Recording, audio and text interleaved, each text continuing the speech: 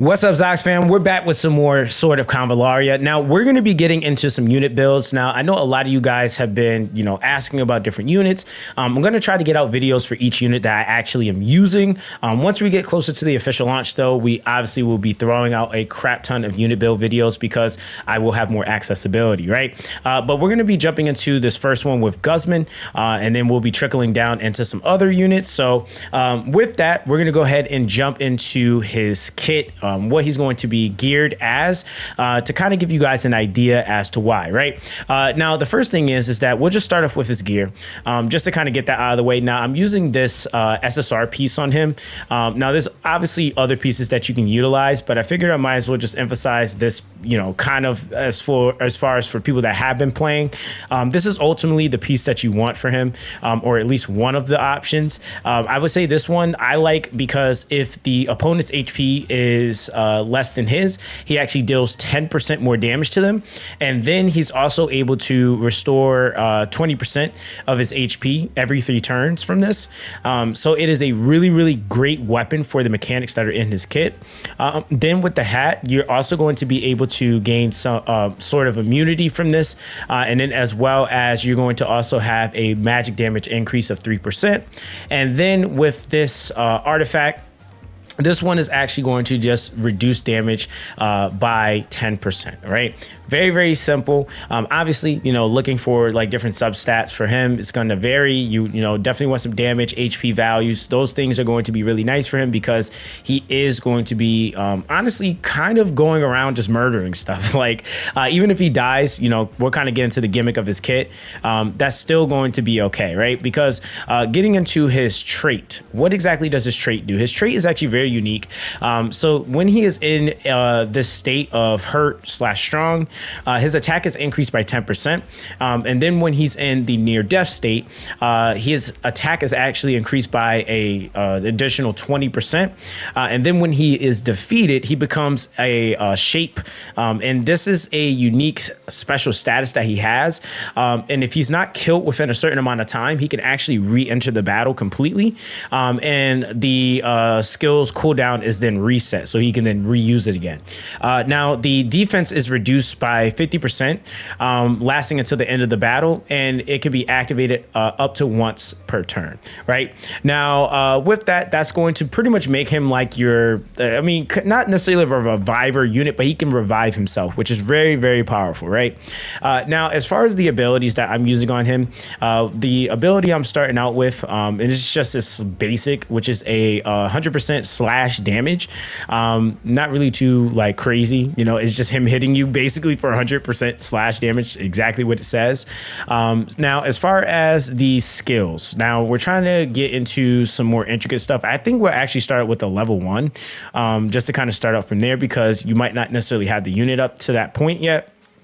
But once you are on the level 1 skill, Soul Harvest is going to be a passive that I think you should go for.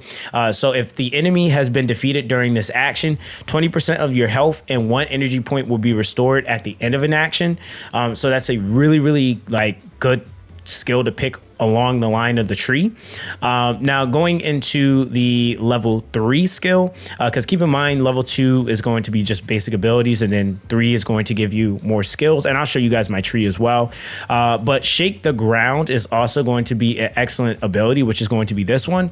Now this is going to allow you as physical damage. It causes 50% damage to all enemies within 3 squares of the target's direction, and this is going to apply something called Dizziness, which is essentially a stun, and it lasts for 1 turn.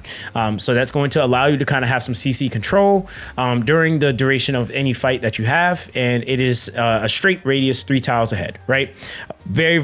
Very self-explanatory. Now, the next ability that I actually decided to go for is going to be on the, I think the 5th skill, and this one is called Survival Instinct. Now, this is a reaction ability, so before being attacked. So keep in mind, you have some units that like, if they're like the Paladin style characters, if their allies about to be attacked, they'll swap in before they get hit and maybe hit first. His reaction ability is going to be before being attacked, damage taken is reduced by 8%. And then when he has a value greater than or equal to 70% of health, you're going to see a reduction of 15%. And then near death will also reduce by an additional 50%. So he gets a lot of damage reduction coming from this ability. So it makes it a lot harder for your opponents to be able to kill him, unless you are directly going up against someone that can just kind of ignore these kinds of things. It's going to be very tedious for them to have to deal with, right? Now, the next ability that I would say, and this one is going to be on the 7th trait or the 7th line of the skill tree. This one is probably one of my favorites. This is going to be the Asylum counterattack. So this is a support ability. So it reduces magic damage received by 30%. Bear magic attacks for all allies within 2 blocks of self, and perform after being attacked by enemies within 3 blocks of self a counterattack, causing 70% physical damage, and is effective up to 2 times per round, and it lasts 3 rounds, right? Now, this is something that I feel like is really, really OP. It kind of allows him to be able to step outside of his comfort, to being able to go from just being this like berserker, but to also be able to retaliate off of anyone in your party being hit with specifically magic attacks. And then he's also reducing that damage by 30%. So not only is he taking on those hits, but he's then reducing it. And then he is able to counterattack if that enemy is within a 3-block radius, based off his physical damage, which is really, really freaking good, right? Now, outside of that, we're going to actually go to the trait tree here, which is this one. Now we have 2 more traits. So keep in mind, like I said, it's like, you know, you have an in between, and that doesn't really matter. The in between, it's going to be the ones that you have thereafter.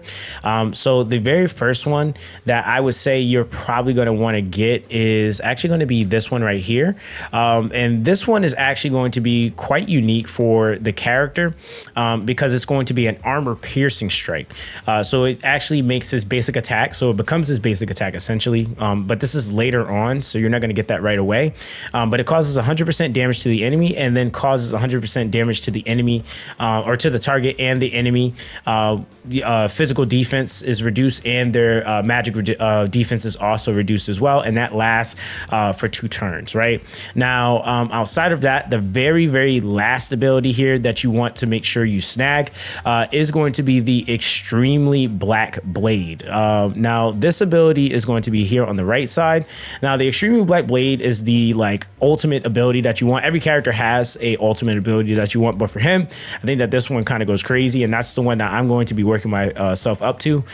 So it's a single target attack causing 130% damage. Before attacking, you will get a magic energy conversion. So 80% of your own magic defense value will then be added to your physical attack.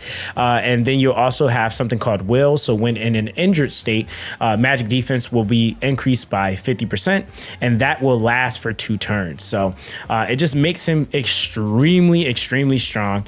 And I mean, you can obviously go for some of the other things. Like on the other side, you have Devouring Creatures, which allows him to be able to reduce damage. And then after the skill is released, he'll be able to do a AoE to all enemies within 4 blocks of himself.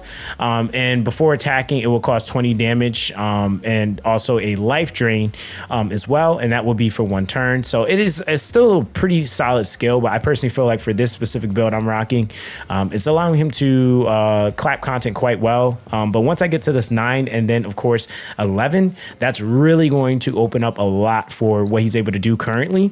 But outside of that, it's pretty much that in terms of his overall build.